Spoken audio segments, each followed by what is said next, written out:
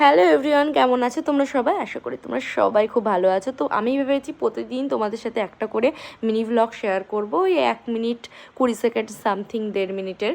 তো এই দেখো, আমি সকাল সকাল উঠে পড়েছি। সকালে ওঠা মানেই হচ্ছে আমার 8টা 10-15 তো বেজেই যায় উঠতে।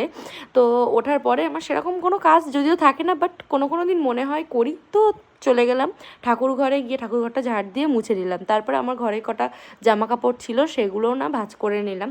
সেরকম চাপের কাজ আমার থাকে না, বাট আজকে যেহেতু একাদশী, আমার শাশুড়িমা যেহেতু খাবে না, ওর জন্য না আমাদের রান্নাগুলো আমার করতে হচ্ছে। তো এই যে ওই ঘরে আরেকটা ওয়ার্ডরোব আছে, সেখানে না আমাদের ডেইলি ইউজেসের যেসব জামা কাপড়গুলো থাকে সেগুলো হচ্ছে আমি রেখে আসলাম। তারপরে চলে গেলাম রান্নাঘরে, কারণ রান্নাঘরে গিয়ে তো খাবার বসাতে হবে। তো এই দেখো, আমার স্কুলের শাড়িটাও নিয়ে গেলাম, আর আমার ঘরটা না ঝাড় দিয়ে দিলাম। যেহেতু আমি লেটে উঠি, তো আমার ঘরটা না পরেই ঝাড় দেওয়া পরে আর কি।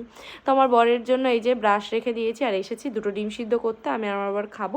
তারপরে এখানে আমি আলু পেঁয়াজ রসুনগুলো কেটে নিচ্ছি, কারণ করবো হচ্ছে পনিরের তরকারি, বাট আমিষ আর কি।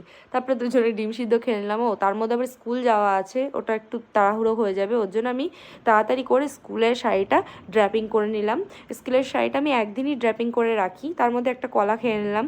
আর ড্র্যাপিং করে রেখে আমি হচ্ছে সপ্তাহে 2 দিন কি 1 দিন হচ্ছে খুলি আর কি, যখন শাড়িটা আবার হচ্ছে কি বলবো কাচি।